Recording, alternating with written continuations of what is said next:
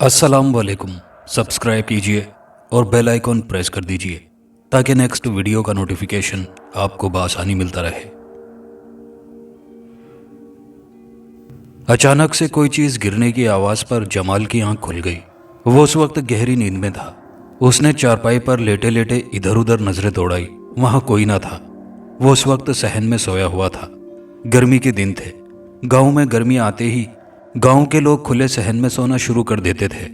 सहन में सोने का एक फ़ायदा होता है कि ठंडी ठंडी हवा चलने पर नींद बहुत अच्छी आ जाती है और सोने वाला सुबह ही बेदार होता है। जमाल के भाई और वालिद अभी कमरे में सो रहे थे। गर्मियों के दिनों में सभी बाहर सोने लगते थे। उसने भी चंद दिन हुए थे जो बाहर सोना शुरू किया था। उसके साथ रोज़ाना ही ऐसा हो रहा था कि किसी शे के गिरने की आवाज़ आती थी और वो उठ जाता था, मगर कुछ नजर न आने पर वो दोबारा सो जाता था। आज वो इस राज को जानने की गर्ज से चारपाई से उठ खड़ा हुआ। नीम के दरख्त के पास खड़ी बकरी ने जमाल के उठ जाने पर मैं करना शुरू कर दिया। बस चुप कर। जमाल ने गुस्से से बकरी को ऐसे कहा जैसे वो उसकी बात समझती हो।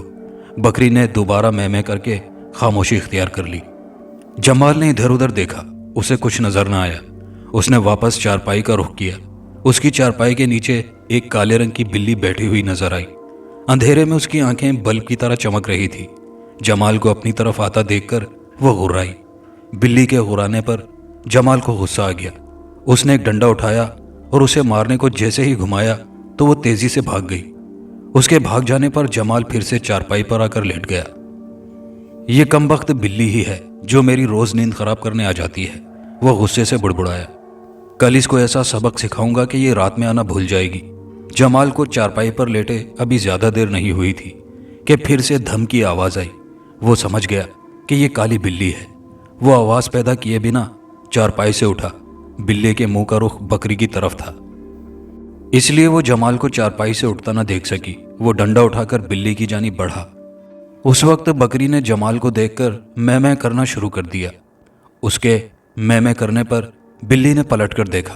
जमाल को अपनी जानिब बढ़ता देखकर बिल्ली ने एक छलांग लगाई और दीवार की मुंडेर पर जाकर बैठ गई। जमाल गुस्से से डंडा मारने को बिल्ली की जानिब लपका। बिल्ली होशियार थी। वो पड़ोस के घर में कूद गई। जमाल गुस्से से पैर जमीन पर पटकते हुए अपनी चारपाई की जानिब बढ़ गया। चारपाई पर लेटते ही उसकी जल्दी आंख लग गई। अभी उसकी आंख लगे थोड़ी ही देर हुई थी कि बकरी की मैं करने पर जमाल की आंख खुल गई। उसने गुस्से से बकरी की तरफ देखा। काली बिल्ली बकरी की पीठ पर खड़ी थी। काली बिल्ली को देखकर जमाल के गुस्से में शिद्दत आई। वो तेजी से चारपाई से उठा और डंडा उठाकर बकरी की तरफ बढ़ा। काली बिल्ली होशियार थी। जमाल को अपनी जानिब आता देखकर दीवार की मुंडेर पर गई और पड़ोस में कूद गई। जमाल गुस्से से दीवार की मुंडेर को देखता हुआ वापस आ गया। आज रात बिल्ली ने जमाल को तंग करने का तहिया किया हुआ था, इसलिए जब भी जमाल की आंख लगती बिल्ली कूद कर आ जाती। बकरी बिल्ली को देखते ही मैं करने लगती और जमाल की आंख खुल जाती। उसके जागने पर बिल्ली भाग जाती। गांव के लोगों को रात में जल्दी सोने की आदत थी। जमाल भी जल्दी सोने वालों में था, इसलिए बिल्ली के बार बार नींद खराब करने पर उसे बहुत गुस्सा आ रहा था। उसका बस नहीं चल रहा था, वरना वो काली बिल्ली को मार मार कर अधमुआ कर देता। गुस्से में जमाल ने बकरी को लात मारी और कहा, आज तेरा भी दिमाग खराब हो गया है। क्या जिंदगी में तूने काली बिल्ली नहीं देखी है जो इस बिल्ली को देखते ही मैं कर रही है? बकरी लात पड़ने पर सहम गई थी। उसे शायद ये तवक्को नहीं थी कि जमाल उसे लात भी मार सकता है। लात पड़ने पर बकरी ने एक बार फिर मैं की आवाज निकाली। चुप कर, वरना इस डंडे से मार मार कर तेरा भूस निकाल दूंगा। जमाल ने गुस्से से आंखें निकालते हुए बकरी को देखा। बकरी की समझ में बात आ गई थी, इसलिए वो खामोश हो गई।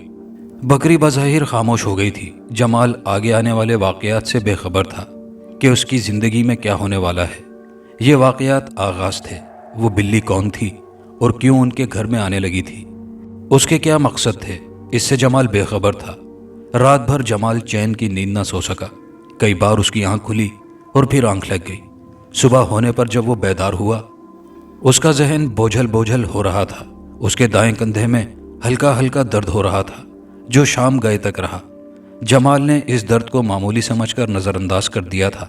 रात में जब जमाल सोने के लिए लेटा और फौरन नींद में खो गया تو اس نے خواب میں دیکھا وہ ایک صحرا میں اکیلا چلا جا رہا ہے، دور دور تک انسان کا نام و نشان نہیں ہے۔ وہ حیران ہو رہا تھا کہ یہاں وہ کیسے آ گیا ہے اور کیوں آ گیا ہے، اس کی کچھ سمجھ میں نہیں آ رہا ہے۔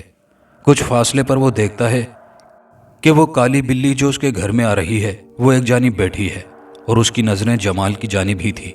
اس کی آنکھوں میں خاص قسم کی چمک ہے۔ ایک لمحے کو وہ سہم جاتا ہے، لیکن وہ یہ سمجھنے سے قاصر تھا کہ وہ کس بات پر سہم گیا ہے۔ اچانک ایک خوبرو دوشیزہ ظاہر ہوتی ہے اور بلی اسے دیکھ کر اس کی جانب لپکتی ہے۔ وہ دوشیزہ بلی کو اپنے ہاتھوں میں تھام لیتی ہے اور بلی کو اپنے آپ سے چمٹاتے ہوئے جمال سے مخاطب ہوتی ہے۔ یہ میری خاص بلی ہے، اسے کسی قسم کی تکلیف نہیں ہونی چاہیے، ورنہ مجھ سے برا کوئی نہیں ہوگا، اور جس نے بھی میری بلی کے ساتھ برا کیا تو یہ میرا اس کے لیے موت کا پیغام ہے۔ تم کون ہو؟ جمال نے پوچھا۔ یہ بات تم کیوں پوچھ رہے ہو؟ اس نے الٹا سوال کیا۔ میں اس لیے پوچھ رہا ہوں کہ یہ بلی 2 دن سے مجھے تنگ کر رہی ہے۔ میری بلی کو تمہاری بکری کا دودھ پسند آ گیا ہے۔ یہ جب بھی تمہاری بکری کا دودھ پینے آئے تو اسے دودھ پینے سے مت روکنا۔ اسے اجازت ہے جہاں چاہے جائے، جہاں سے جو چیز پسند آ جائے یہ کھائے گی، کوئی اسے روک نہیں سکتا۔ اگر کسی نے روکنے کی کوشش کی تو پھر اپنے انجام سے باخبر رہے، اس نے کہا۔ جمال ابھی اس سے کچھ پوچھنے والا تھا کہ اس کی آنکھ کھل گئی۔ آنکھ کھلنے پر اس نے ادھر ادھر دیکھا، کوئی بھی وہاں موجود نہ تھا۔ پیاس کی شدت محسوس ہونے پر وہ بستر سے اٹھا، پانی پی کر پھر سو گیا۔ رات بھر وہ سکون کی نیند سوتا رہا۔ صبح ہونے تک بلی نے جمال کو تنگ نہیں کیا۔ صبح بیدار ہونے پر جمال نے رات کے خواب کو معمول کا خواب سمجھ کر نظر انداز کر دیا۔ پورا ہفتہ سکون کا گزرا، بلی پھر نہیں آئی۔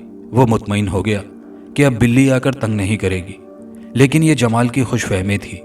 ایک رات وہ بلی پھر آ گئی۔ بلی نے نہ جانے بکری کے ساتھ کیا کر دیا تھا، وہ خاموش تھی اور بلی مزے سے اس کے تھن سے منہ لگا کر دودھ پی رہی تھی۔ جمال کی اچانک آنکھ کھل گئی۔ وہ حیرت سے یہ منظر دیکھنے لگا۔ اسے حیرت ہو رہی تھی کہ بکری اتنی خاموش کیوں ہے۔ جمال بغیر آہٹ پیدا کیے بلی کی جانب بڑھا اور ڈنڈا زور سے بلی پر دے مارا۔ بلی ڈنڈا لگنے پر چیخی۔ تیزی سے ڈنڈا لگتے ہی اس نے دیوار پر چھلانگ لگا دی۔ اس سے قبل کہ وہ اس کے پاس جاتا وہ پڑوس میں اتر گئی۔ بلی کو زبردست چوٹ لگی تھی، پھر بھی بلی نے اتنی پھرتی دکھائی کہ جمال حیرت زدہ رہ گیا۔ وہ ضرور کوئی خاص بلی تھی۔ عام بلی اتنی زبردست چوٹ کھا کر زمین سے اٹھ نہیں سکتی۔ جمال حیرت میں ڈوبا بستر پر آ کر لیٹ گیا۔ معاملہ کچھ گڑبڑ لگ رہا ہے، جمال نے خود کلامی کی۔ اسے کچھ دیر ہوش رہا لیکن پھر آنکھ کھل گئی۔ دوپہر کے وقت جمال کو کھیت میں ابا کو کھانا دینے جانا تھا۔ جب وہ کھانا دے کر گھر کو لوٹ رہا تھا اس نے ایک سانپ کی پھنکار سنی۔ وہ چونکا، ادھر ادھر نظر دوڑائی، مگر کہیں بھی سانپ نظر نہ آیا۔ اس نے اپنا وہم جان کر جیسے ہی آگے بڑھنا چاہا تو اس کی نظر سامنے درخت پر پڑ گئی۔ وہاں ایک کالا ناگ درخت کی شاخ سے لپٹا اس کی جانب متوجہ تھا۔ ویسے بھی کھیتوں میں سانپوں کا نکل آنا عام سی بات تھی۔ جمال نے اتنا موٹا سانپ اپنی زندگی میں نہیں دیکھا تھا۔ اس نے سانپ کو دیکھ لیا تھا، اس لیے سانپ سے بچنا بھی ضروری تھا۔ ایک لمحے میں سانپ جمال کو ڈس سکتا تھا۔ وہ خاموشی سے آہستہ آہستہ الٹے قدموں پیچھے کی جانب سرکنے لگا اور پھر وہ پلٹ کر وہاں سے بھاگ لیا۔ جمال نے دوسرے راستے سے گھر جانے کا پروگرام بنا لیا تھا۔ وہ اس بات سے بے خبر تھا کہ سانپ آگے بھی مل سکتا ہے۔ ابھی جمال کھیتوں سے نکل بھی نہ پایا تھا کہ اچانک اسے سامنے وہی سانپ پھر نظر آیا۔ اس بار وہ زمین پر کنڈلی مارے بیٹھا پھن پھیلائے ہوئے تھا۔ ایسا محسوس ہو رہا تھا کہ وہ ڈسنے کو تیار ہے۔ بس جمال کے اس کے نزدیک جانے کی دیر تھی۔ سانپ کو اپنے اتنا نزدیک دیکھ کر خوف سے جمال کے ماتھے پر پسینہ آ گیا تھا۔ اس کو وہم و گمان میں بھی نہ تھا کہ سانپ وہاں بھی پہنچ جائے گا۔ جمال نے گھبرا کر مخالف سمت دوڑ لگا دی۔ سانپ نے بھی اس کا پیچھا نہ چھوڑنے کا تہیہ کر لیا تھا، اس لیے وہ بھی تیزی سے رینگتا ہوا اس کے پیچھے ہی آ رہا تھا۔ جمال سانپ سے تیز نہیں دوڑ سکتا تھا، اس لیے وہ بری طرح خوفزدہ تھا۔ اس کی سانسیں پھول چکی تھی۔ خوف کی حالت میں جمال سے زیادہ تیز دوڑا نہیں جا رہا تھا۔ جمال کسی بھی لمحے گر پڑتا اور سانپ آسانی سے ڈس سکتا تھا۔ دوڑتے دوڑتے وہ ایک پتھر سے ٹھوکر کھا کر زمین پر گر پڑا۔ سانپ اس کے سر پر پہنچ چکا تھا۔ جمال زمین پر لیٹا ہوا تھا اور سانپ رینگتے ہوئے اس کے پاس پہنچ کر زمین پر کنڈلی مار کر بیٹھ گیا۔ وہ پھن پھیلائے اس کی جانب دیکھ رہا تھا۔ जमाल ने अपनी सांसें रोक ली थी। वो खुद को मुर्दा जाहिर करना चाह रहा था। सांप कुछ देर उसे देखता रहा और फिर उसके सीने पर कुंडली मारकर बैठ गया। मौत उसके बहुत नज़दीक आ चुकी थी। सांप के डस लेने पर वो घर पहुंचे बिना ही रास्ते में उसका दम तोड़ देना यकीनी था। सांप उसके सीने पर बैठा जरूर था, लेकिन डस नहीं रहा था। इस बात पर जमाल हैरान था कि जब उसने आमों के खेतों से उसका पीछा किया है, फिर वो उसे डस क्यों नहीं रहा। सांप की नज़रें जमाल के चेहरे की तरफ ही थी। वो सांप जमाल को इंतहाई जहरीला और ख़तरनाक सांप लग रहा था। उसका डसा पानी भी नहीं मांगता। उसने सांप से मुज़ाहिमत करने का इरादा कर लिया। वो कब तक इस हालत में रहता। ज़रा सा हिलने पर वो जमाल को डस लेता। जमाल ने बगैर हरकत किए एक हाथ से लकड़ी उठाई और सांप को मार दी। सांप इस हमले के लिए तैयार न था, इसलिए वो जमाल के जिस्म पर से ज़मीन पर गिर पड़ा। जमाल एक झटके से उठा और लकड़ी के वार से सांप को मारने की कोशिश की, मगर सांप उससे ज़्यादा होशियार निकला। वो ज़मीन पर उगी घास में गायब हो गया। सांप के गायब हो जाने पर जमाल ने सुकून का सांस लिया। अचानक उसकी नज़र सामने से आते हुए पेश इमाम साहब पर पड़ी। वो भी जमाल को घबराया हुआ देखकर चौंके। क्या बात है जमाल बेटे, क्यों परेशान हो? वो जी, इधर एक सांप। खेतों में सांप तो होते ही हैं, इसमें इतना परेशान होने वाली कौन सी बात है? ये सांप कई दिन से मुझे परेशान कर रहा है। ये कहते हुए जमाल ने अपने साथ गुजरने वाले पुरस्रार वाक़यात सुना दिए। ऐसा लगता है कोई आसिबी क़ुव्वत तुम्हें परेशान कर रही है, इसका इलाज करना पड़ेगा। तुम कल असर की नमाज के बाद मुझसे आकर मिलना, पेश इमाम साहब ने कहा। ठीक है, मैं कल आ जाऊंगा, जमाल ने कहा। दूसरे दिन जब जमाल पेश इमाम साहब के पास जा रहा था, एक गली से गुजरते हुए एक घर में लगे दरख्त से कोई चीज़ उसके गले में आ गिरी। जमाल की खौफ के मारे चीख निकलते निकलते रह गई। जमाल के गले में गिरने वाली चीज़ एक काली रस्सी थी। उसने गुस्से से रस्सी को एक तरफ फेंका और आगे बढ़ गया। पेश इमाम साहब अपने आस्ताने में मौजूद थे। वो जमाल को देखकर मुस्कुराए। जमाल बेटे, मैंने पढ़ाई करके मालूम कर लिया है तुम्हारे साथ ये वाक़यात क्यों पेश आ रहे हैं। मुझे उस आसिबी क़ुव्वत से निजात तो मिल जाएगी ना? हाँ, वो बहुत ज़िद्दी है। वो तुम्हें डरा डरा कर मारना चाहती है। मैं ये अंदाज़ा लगा चुका हूँ, क्योंकि उसे कई बार ऐसे मौक़े मिले कि वो मुझे मारना चाहती तो मार सकती थी, मगर उसने मुझे मारने की बजाय डराने को अहमियत दी। मैं ये नक्श दे रहा हूँ, इसे पानी में घोल कर पी जाना, और ये दूसरा नक्श अपने जिस्म पर मसल कर जला देना। कल दोबारा तुम्हें मेरे पास आना है। पेश इमाम साहब ने उसे 2 तावीज़ दिए। जमाल ने उन तावीज़ को संभाल कर जेब में रख लिया। घर आकर जमाल ने वैसा ही किया जैसा उसे कहा गया था।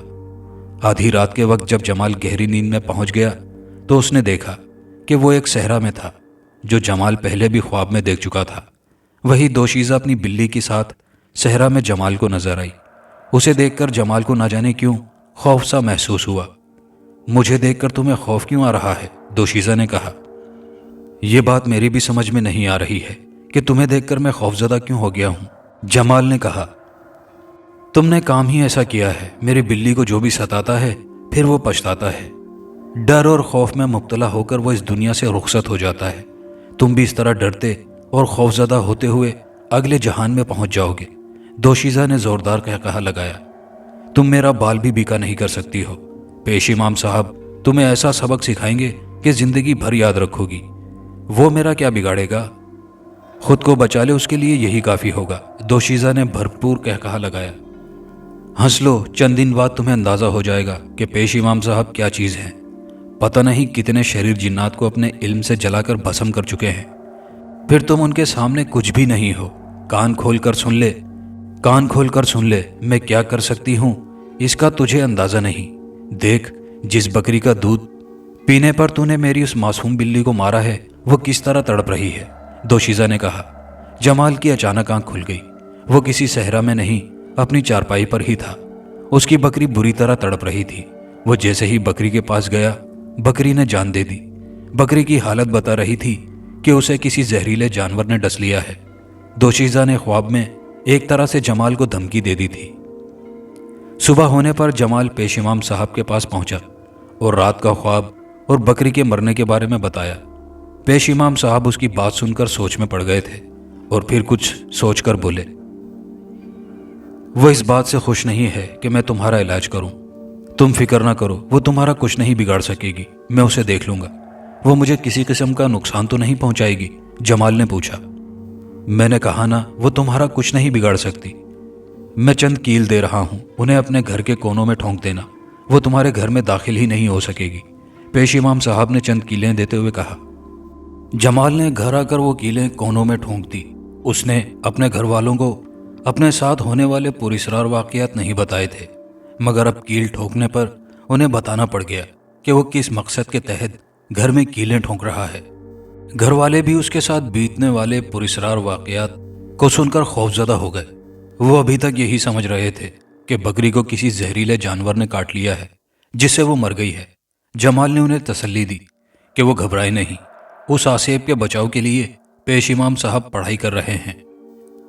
عصر کا وقت تھا۔ جمال کھیتوں سے گزر رہا تھا کہ اسے پائل کی دل موہنی جھنکار سنائی دی۔ جب اس نے آواز کی سمت دیکھا تو ایک خوبصورت دوشیزہ اس کی طرف آتی دکھائی دی۔ اس نے گاؤں میں اس دوشیزہ کو پہلے کبھی نہیں دیکھا تھا۔ وہ حیران تھا کہ یہ کون ہے اور اس کی طرف کیوں چلی آ رہی ہے۔ جمال، میں کب سے تمہارا انتظار کر رہی ہوں اور تم اب آ رہے ہو، وہ نزدیک آنے پر بولی۔ تم کون ہو؟ اس نے پوچھا۔ میں تمہیں بہت چاہتی ہوں، ہمت ہی نہیں پڑتی تھی تم سے اظہار محبت کر سکوں۔ آج ہمت کر کے نہ صرف سامنے آ گئی ہوں اور تم سے اظہار محبت بھی کر دیا، وہ بولی۔ تم کون ہو؟ میں تمہیں نہیں جانتا، جمال نے کہا۔ میں پاس کے گاؤں میں رہتی ہوں، ماسٹر دین محمد کی بیٹی ہوں، آؤ میرے ساتھ چلو، وہ جمال کا ہاتھ پکڑ کر بولی۔ مگر کہاں؟ ہم زیادہ دور نہیں جائیں گے، قریب ہی کھیت میں کچھ وقت گزاریں گے، وہ دوشیزہ جمال کو اپنی طرف کھینچتے ہوئے بولی۔ جمال کی کچھ سمجھ میں نہیں آ رہا تھا کہ وہ کون ہے اور کیوں اس سے اظہار محبت کر کے اپنے ساتھ لے جانا چاہتی تھی۔ جمال اس کے ساتھ جانا نہیں چاہتا تھا، مگر وہ اسے زبردستی لے جا رہی تھی۔ جمال کے دل میں گھبراہٹ سی ہوئی اور وہ اس دوشیزہ سے ہاتھ چھڑا کر بھاگ کھڑا ہوا تو وہ بھی کچھ فاصلے تک اس کا پیچھا کرتے ہوئے اور گاؤں کی آبادی کے قریب آنے پر وہ چلائی، جمال، تیری قسمت اچھی تھی جو تو بچ گیا، ورنہ آج میرے جال میں پھنس کر ہمیشہ کے لیے اس جہان سے گیا تھا۔ دوشیزہ کی یہ بات سن کر جمال سمجھ گیا، یہ وہی ہے جو اسے نقصان پہنچانا چاہتی ہے۔ گاؤں میں پہنچ کر جمال نے پیش امام صاحب کے آستانے کا رخ کیا۔ اس کی پھولی ہوئی سانسیں دیکھ کر وہ سمجھ گئے ضرور جمال کے ساتھ کچھ ہوا ہے۔ کیا پھر کوئی سانپ کھیتوں میں مل گیا تھا؟ آج سانپ نہیں بلکہ وہ دوشیزہ خود مل گئی تھی، یہ کہتے ہوئے جمال نے پوری تفصیل بتا دی۔ تو بات یہاں تک پہنچ گئی ہے، میں اس سے نمٹتا ہوں، یہ کہتے ہوئے پیش امام صاحب نے ایک پانی کا برتن لے کر کچھ عمل شروع کیا۔ پیش امام صاحب کو یہ عمل کرتے ہوئے کچھ ہی دیر گزری تھی کہ دو بھیانک شکل کی عورتیں ظاہر ہو گئیں۔ تم کیوں جمال کو تنگ کر رہی ہو؟ پیش امام صاحب غصے سے بولے۔ ایک میری چھوٹی بہن ہے، مجھے اس سے بہت محبت ہے۔ جمال کی بکری کا دودھ میری بہن کو پسند آ گیا تھا تو رات کے وقت بلی کی صورت میں جا کر بکری کا دودھ پی کر آنے لگی تھی۔ جمال میری بہن کا دشمن بن گیا، یہ میری بہن کو دودھ پینے نہیں دے رہا تھا بلکہ اس نے میری بہن کو مارا بھی۔ یہ بات کسی طرح مجھے گوارا نہیں ہوئی کہ کوئی میری بہن کو مارے۔ اس سے قبل میں کئی انسانوں کو اس بات پر موت کے گھاٹ اتار چکی ہوں کہ انہوں نے میری بہن کو بلی کی صورت میں مارا تھا۔ تم جمال کا پیچھا چھوڑ دو، ایسا ممکن نہیں ہے۔ میں یہ فیصلہ کر چکی ہوں کہ جمال کو موت کے گھاٹ اتارنا ہے۔ پہلے میں اسے ڈرا ڈرا کر مارنا چاہتی تھی، لیکن تمہارے درمیان میں آ جانے پر اب جیسے ہی مجھے موقع ملا جمال کو جان سے مار دوں گی، وہ عورت غصے سے بولی۔ میں تمہیں آخری موقع دے رہا ہوں، اس کے بعد میں تمہیں جلا کر بھسم کر دوں گا، پیش امام صاحب نے کہا۔ میں جو فیصلہ کر لیتی ہوں اس سے پیچھے نہیں ہٹتی۔ اچھا یہ بات ہے، یہ کہتے ہوئے پیش امام نے دو مٹی کے پتلے نکالے اور ان پر کچھ پڑھ کر دم کیا اور ان دونوں پتلوں کو انگیٹھی کی دہکتی آگ میں ڈال دیا۔ پتلوں کا آگ میں گرنا تھا کہ ان دونوں بہنوں کے جسم میں آگ لگ گئی۔ وہ زور زور سے چیخنے چلانے لگی تھی، وہ توبہ کرنے لگی تھی، لیکن اب وقت گزر چکا تھا، میرے اختیار میں کچھ نہیں ہے، اب تمہیں جلنا ہی پڑے گا، پیش امام صاحب نے کہا۔ کچھ دیر تک وہ دونوں عورتیں جل کر راکھ کے ڈھیر میں تبدیل ہو چکی تھی۔ جمال بیٹے، ان کی راکھ کو دریا میں بہا دو، تمہاری ان سے جان چھوٹ گئی ہے، پیش امام صاحب نے خوش ہوتے ہوئے کہا۔ جمال نے ساری راکھ ایک تھیلی میں لے جا کر دریا کے پانی میں بہا دی۔ اس کے بعد کسی نے بھی جمال کو تنگ نہیں کیا، اسے ہمیشہ کے لیے ان آسیبی قوتوں سے نجات مل گئی تھی۔ جمال اور اس کے گھر والے اب خوش تھے کہ اب وہ آسیبی قوتیں انہیں تنگ نہیں کریں گی۔ खास नंबर की दूसरी कहानी। तूफानी रात की हैबतनाकियां शबाब पर थी। भयानक हौलनाक काली घटाएं भटकती रूहों की तरह सरगर्दन थी और बारिश की शिद्दत इंतहा से ज्यादा बढ़ चुकी थी। बारिश क्या थी, गोया बादलों से जमीन की तरफ तबाहकुन जैसे सैलाब उमड़ पड़ा था।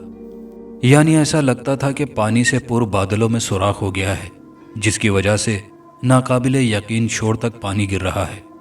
बिजली की चमक से जमीन का कलेजा बार बार कांप जाता था। ताबनाक बिजली की आड़ी तिरछी लकीरें बदलियों की आबी चादर पर उभरती और पल भर में अंधेरे के अथाह सागर में हलचल मचा जाती।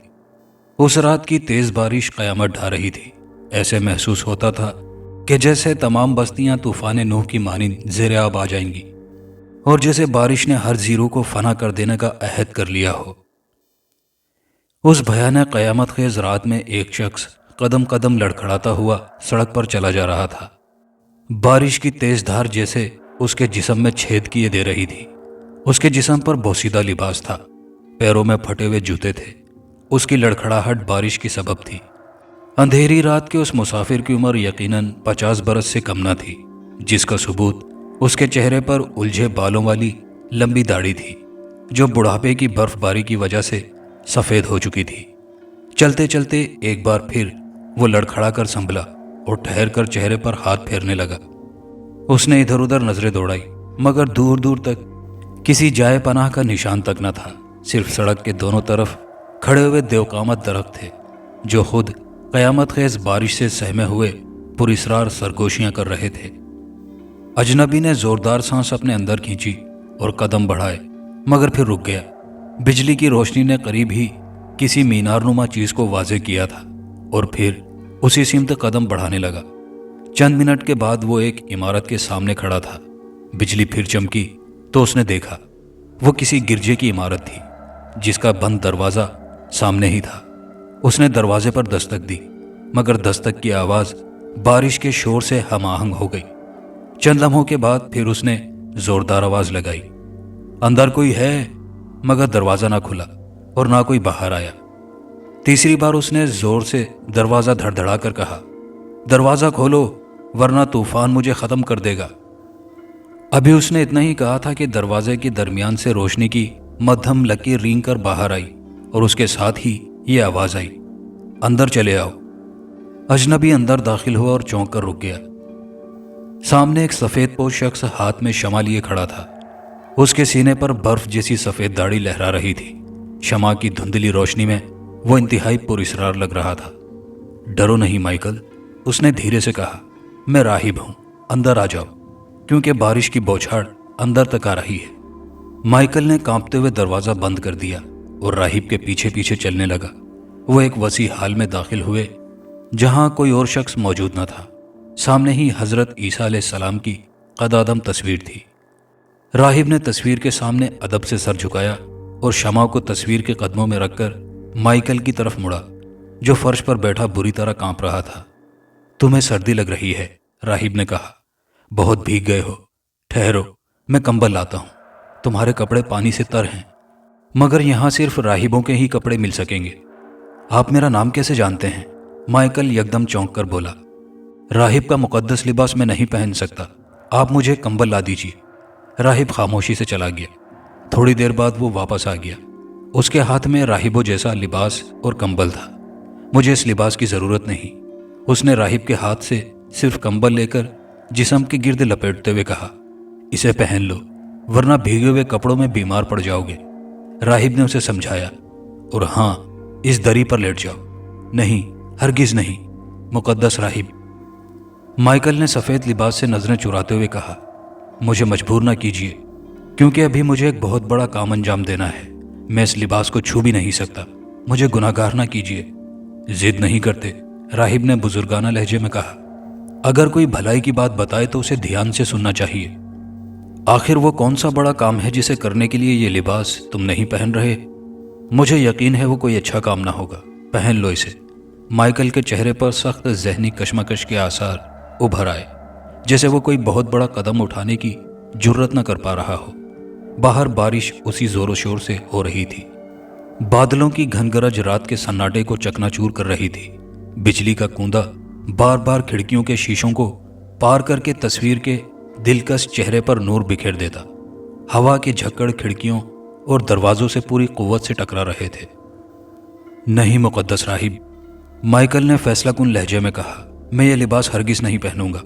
मुझे मजबूर न कीजिए, आप मेरी मजबूरियों को नहीं समझ सकते। माइकल का चेहरा सुर्ख हो रहा था, जैसे वो किसी शदीद जज्बे पर काबू पाने की कोशिश कर रहा हो। उसकी इस तरह कैफियत मध्यम रोशनी के बावजूद राहिब की नज़रों से पोशीदा न रह सकी थी। बहुत परेशान मालूम होते हो, राहिब ने उसके पास दरी पर बैठते हुए कहा। मुझे अपनी कहानी सुनाओ, हो सकता है मैं कुछ मदद कर सकूं और तुम्हारे दिल का बोझ भी हल्का हो जाए। मेरी एक बात याद रखो, अगर कभी दिल पर बोझ हो, खुदा को याद कर लिया करो। ये ना सोचो कि वो तुमसे लाखों मील दूर नीलगुं फलक की वसअतों के पार रहता है। वो तुम्हारी शेरक से भी ज्यादा नजदीक है। वो सब कुछ देखता है, सब कुछ सुनता है। दुनिया की कोई शे उससे छुपी हुई नहीं, वो हर जगह मौजूद है। सिर्फ देखने वाली निगाह चाहिए। उसकी रहमत से मायूस होकर दुखों से घबरा जाना बहुत बड़ा गुनाह है। मुझे अपने दिल का हाल बताओ, आखिर कौन सा बड़ा काम तुम अंजाम देना चाहते हो? मुकद्दस राहिब, माइकल ने राहिब की तरफ देखकर एक तवील सांस भरी और बोला, ये आंधी और बारिश का तूफान देख रहे हो, किस कदर भयानक है। इससे भी ज्यादा तूफान मेरे सीने में ठांठे मार रहा है। यह तूफान तो बस रात ही में दम तोड़ देगा, अंधेरे सिमट जाएंगे, मगर मेरे दिलो दिमाग का तूफान बरसों पुराना है और हर लम्हा शिद्दत इख्तियार करता जा रहा है। मुझे सुकून उस वक्त मिलेगा जब मैं इंतकाम लूंगा। दुश्मन के सीने से उबलते हुए खून के सुर्ख फव्वारे ही मेरी जिंदगी के उजड़े वीरानों में रंग भर सकते हैं। मुकद्दस राहिब, वो बड़ा काम है, सिर्फ खूनी इंतकाम, इससे ज्यादा मैं कुछ और नहीं बता सकता। राहिब उठ खड़ा हुआ और धीरे धीरे तस्वीर की तरफ बढ़ने लगा। शमा की लड़खड़ाती हुई लौ की धुंधली रोशनी में तस्वीर का चेहरा बड़ा नूरानी लग रहा था। माइकल, राहिब ने धीमी आवाज में कहा, तुम जिंदगी की वीरान सुनसान अंधेरी राहों में भटकते फिर रहे हो। तुम किसी से इंतकाम लेना चाहते हो, एक जीरू को जिंदगी से महरूम कर देना चाहते हो। मेरी हकीर राय में यही दिल के दायमी अंधेरों और तूफान का सबब है। तुम्हें ऐसी शे लेने का इख्तियार नहीं जिसे तुम वापस ना कर सको। शायद किसी नादान ने तुम्हारे किसी अजीज को कत्ल कर दिया हो और तुम कातिल से इंतकाम लेकर दिल का सुकून हासिल करना चाहते हो। मगर क्या तुम कातिल को कत्ल करके खुद भी कातिल ना बन जाओगे? क्या तुमसे भी वही गुनाह सरजद ना होगा जिसकी सजा तुम देना चाहते हो? याद रखो, आग से आग और ज्यादा भड़कती है। अगर तूफान से छुटकारा हासिल करना चाहते हो तो इंतकाम का ख्याल छोड़कर मुआफ़ी की आदत डालो। हज़रत ईसा अलैहिस्सलाम पर मजालिम के पहाड़ तोड़े गए, हर मुमकिन अजियतें दी गई, मगर कांटों का ताज पहनकर भी यसू का दिल इंतकाम जैसे जज्बे से पाक था। बस उसने लोगों के हक में बद्दुआ ना की जिन्होंने उसे सूली पर चढ़ा दिया। हो सकता है इंतकाम लेकर तुम्हें वक्ती तस्कीन हासिल हो जाए, मगर दिल की तारीकी कभी दूर ना होगी। तूफान फिर भी उठते रहेंगे। मुआफ़ी खुद एक बहुत बड़ा इंतकाम है। खुदा खुद इंसान को उसके अच्छे बुरे कामों की सज़ा और जज़ा देता है। कातिल खुद भी कभी सुकून से नहीं रह सकता। लहू हजार ज़बानों से चिल्लाता है, ज़मीर की मलामत का निश्तर उसकी रूह को घायल कर देता है। बस एक बार दिल में रहम की मशल रोशन करके देखो, तारीक राहों में नूर बिखर जाएगा। नेक लोगों की डगर पर चलोगे तो घाटे में न रहोगे। अब ये पुराना बोसीदा और भीगा हुआ लिबास उतार कर राहिब का लिबास पहन लो, सिर्फ एक रात के लिए ही। जल्दी से इसे पहन लो। माइकल ने उसके हाथ से सफेद लिबास लेकर पहन लिया। अच्छा, राहिब ने खुश होकर कहा, खुदा तुम्हें नेकी की राह दिखाए। रात बहुत बीत गई है, मैं अब जाता हूं, तुम भी आराम करो। तूफानी रात है, खुदा का नाम लो और सो जाओ। हो सकता है सुबह तक तुम्हारे सीने का तूफान भी खत्म हो जाए। अच्छा ठीक है, माइकल ने गहरी सोच में डूबे हुए जवाब दिया। राहिब के कदमों की आवाज दूर होती चली गई। माइकल शमा की लो को बगौर देख रहा था। वो शमा जो अंधेरी रात की सियाहियों को दूर करने पर बरसरे पैकार थी। शमा के ऊपर हजरत ईसा अलैहिस्सलाम की तस्वीर थी। हजरत ईसा की ज़ात गुमराही के इस दौर में सामने आई जब इंसानियत हैवानियत की सरहदों तक पहुंच चुकी थी, और फिर इंसानियत की राहें हजरत ईसा के लाजवाल नूर से जगमगा उठी। माइकल के जहन के पर्दों पर उसकी महबूबा टीना की तस्वीर उभर आई।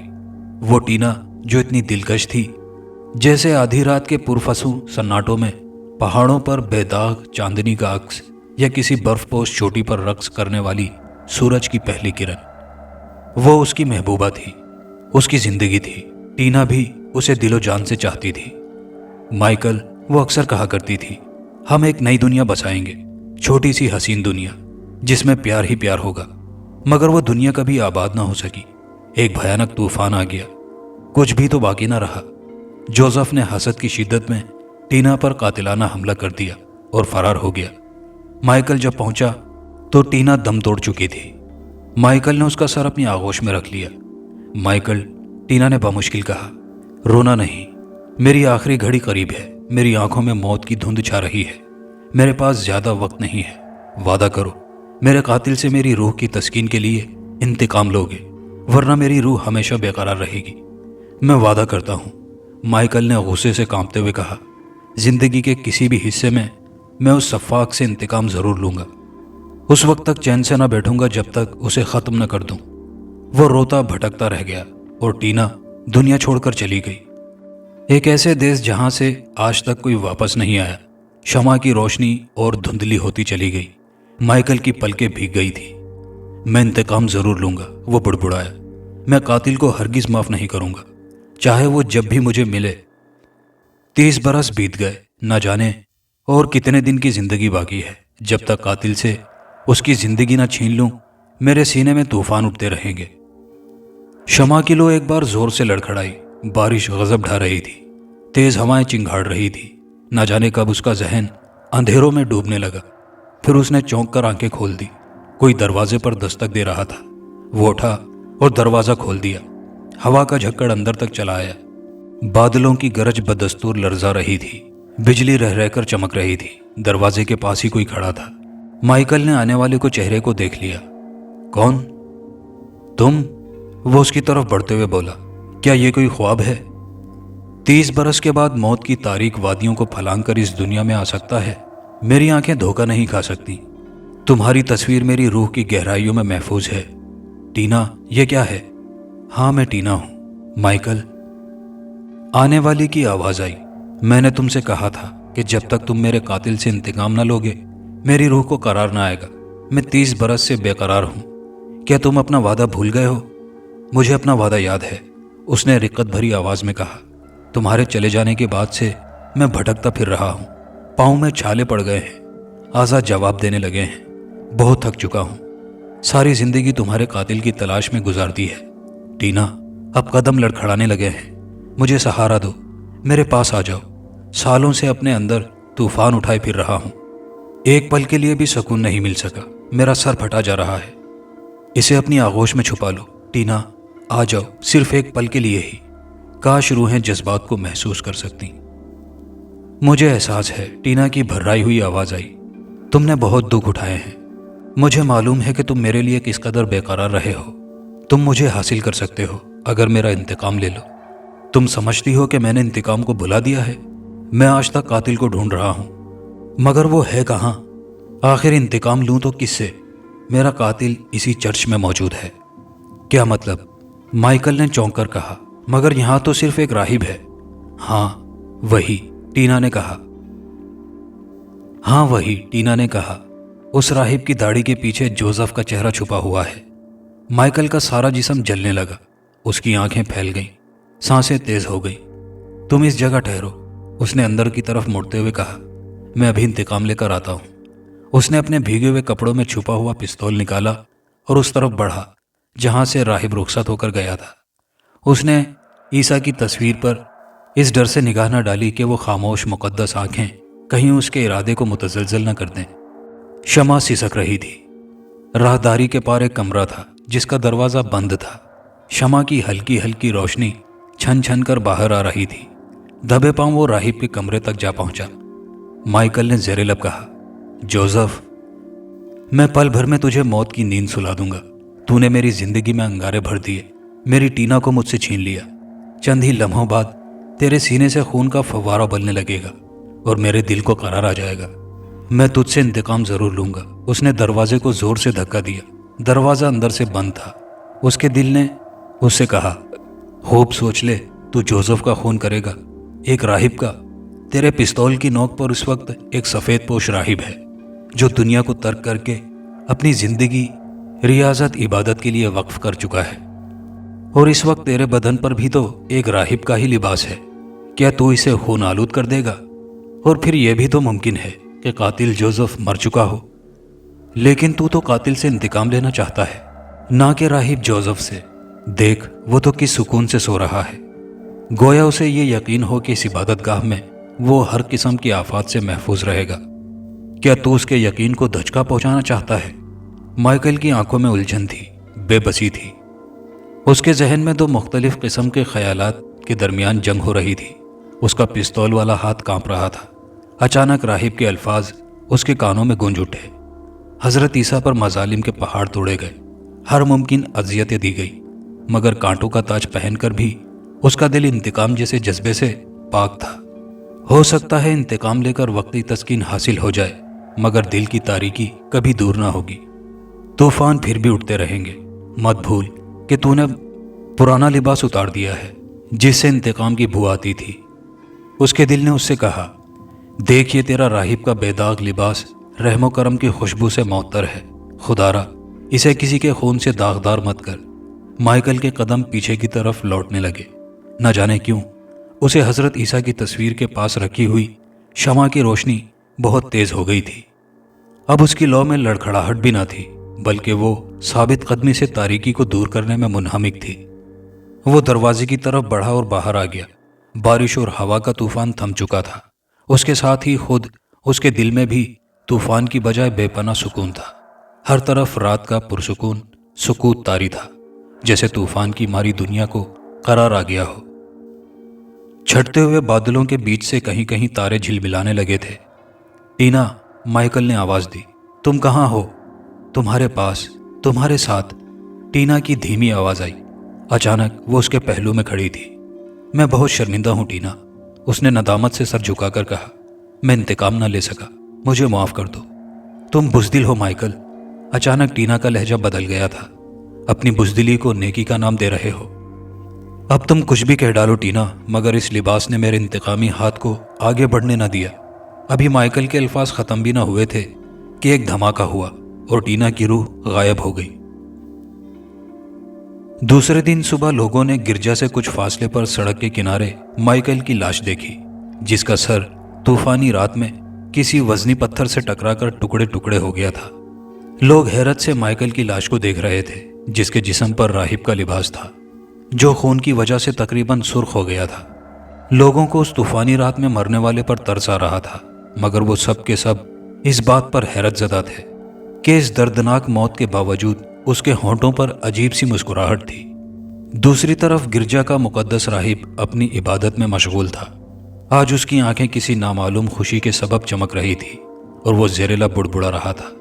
जिंदगी खुदा की अमानत है और उसकी अमानत बचाने के लिए दुश्मन को कत्ल करना भी इबादत है। यह कहकर राहिब ने अपने बेदाग लिबास की तरफ देखा और फिर नेकी को तलाश करने वालों ने उसके हाथ चूमना शुरू कर दिए। अचानक लोगों ने किसी चिमगादड़ और किसी उल्लू की दिलदोज करी आवाज़ सुनी। लोग अपनी गर्दनें ऊपर करके चारों तरफ देखने लगे कि यह आवाज़ किस तरफ से आई है, मगर वो सब सिमत का तयन न कर सकते। लेकिन ये क्या? चश्मे ज़दन में ही राहिब ऊपर फिजा में मौलक हो गया। उसकी आंखें जैसे पथरा गई, रगों में जैसे खून मुंजमिद हो गया। अभी भी उसकी सांसें चल रही थी कि एक जोरदार आवाज़ गूंजी, लोगों, इसने मुझे कत्ल करके सड़क के किनारे फेंक दिया। ये टीना का भी कातिल है और बकौल इसके दुश्मन को कत्ल करना भी इबादत है, लिहाजा अब इसका मरना भी जायज़ है। आवाज़ आना बंद हो चुकी थी और साथ ही राहिब की गर्दन एक तरफ को ढलक गई। उसकी जबान बाहर को निकल पड़ी। फिर वो अचानक धड़ाम से नीचे पुख्ता फर्श पर गिर पड़ा। फिर लोगों ने देखा कि दो हेवलानुमा वजूद नमूदार हुए और एक दूसरे के हाथ में हाथ डाले फिजा में तहलील हो गए। दोस्तों, कहानी अच्छी लगी हो तो वीडियो को लाइक शेयर जरूर कीजिएगा। कमेंट बॉक्स में अपनी राय का इजहार कीजिएगा और चैनल पर नए आने वाले दोस्तों से गुजारिश है कि हमारे चैनल को लाजमी सब्सक्राइब कर लीजिए। शुक्रिया।